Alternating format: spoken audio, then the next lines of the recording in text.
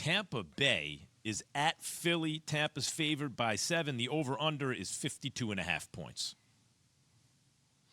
Not a lot to love in this game, in my opinion. If I was going to do anything, side with Philadelphia plus the 7. I'd also look to the under at 52.5. These Thursday night games have a history of being really sloppy, right? It's a short week. It's a quick turnaround. Guys aren't even close to healthy. We saw it last week with Seahawks-Rams. The total was 53.5. They only scored 43 points in that game. It was messy from start to finish. Remember, Tampa Bay scoring 41 points per game at home. They're only scoring 21 points per game on the road this season. And as bad as Philadelphia has looked at times, they're still top 5 in opponent yards per play. So I think this is tightly contested. I'd also lean to the under.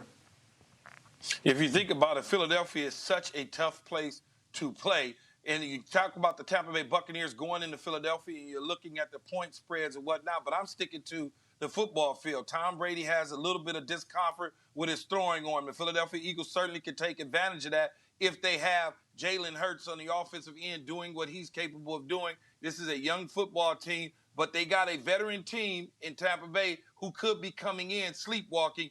This, again, is a tough place to play. Just please don't be a close game. I need sleep. I need sleep. You'll be fine. Eventually, I need sleep. You'll be fine. Getting up at 3:30 in the morning. All right, Green Bay at Chicago, guys. Green Bay is favored by 4.5 on the road. The over-under is 44 points.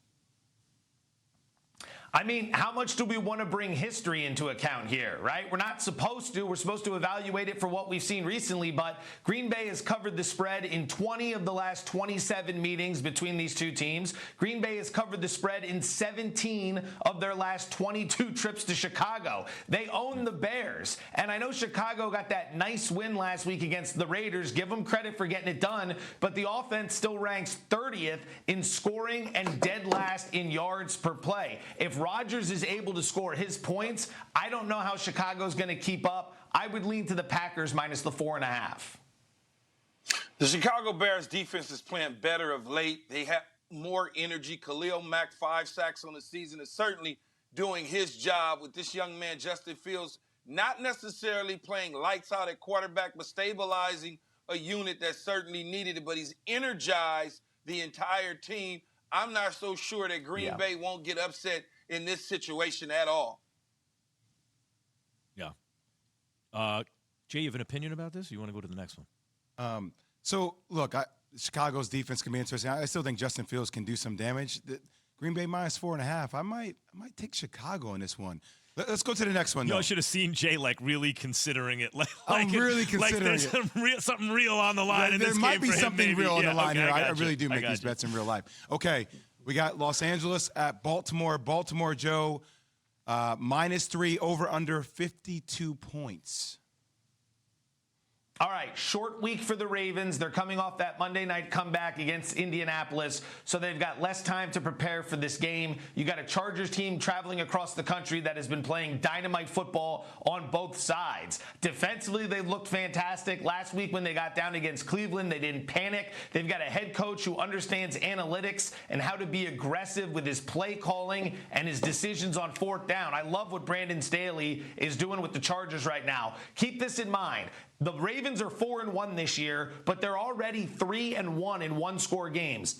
That's a very telling statistic. Over a large enough sample size, you should be 500 in one-score games. Every now and again, you make the game-winning field goal. Every now and again, the opponent makes the game-winning field goal. Every now and again, your red zone drive fails, their 2-minute drive fails, right? It should balance out. Anytime you're on an extreme end of the spectrum, the law of averages is going to bring you back to the middle. Baltimore already 3-1 in one-score games. I like the Chargers here.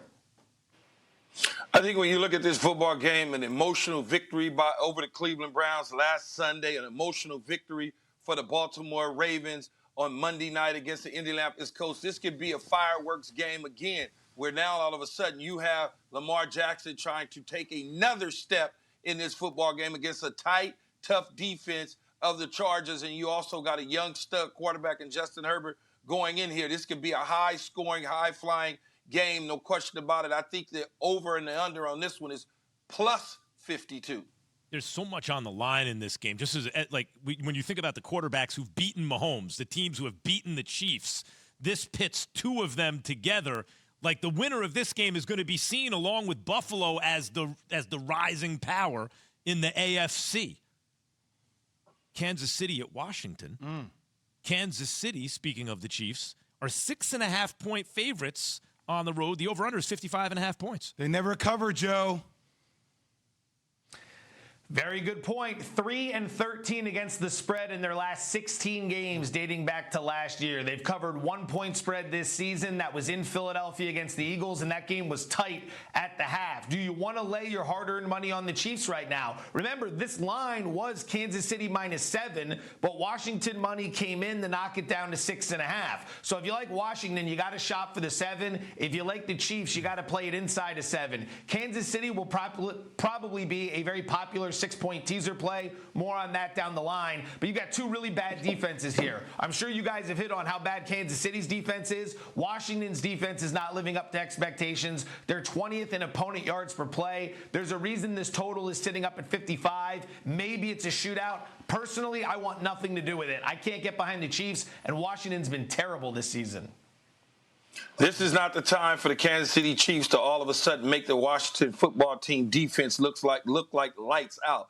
If they get up early in this game based on that, I don't think that Washington's offense, even though the Kansas City's defense is very bad, they like to play with major leads. And that's the key in this football game, is for Patrick Mahomes to keep the turnovers down, to get the football down the field to the playmakers, score some points, to make Washington try and figure things out on the offensive side of the ball. Don't take unnecessary chances by heaving the football in the air because their defense isn't playing that well. We've seen Patrick do that over the last couple weeks, and it's cost him. Thanks for watching ESPN on YouTube. For live streaming sports and premium content, subscribe to ESPN+.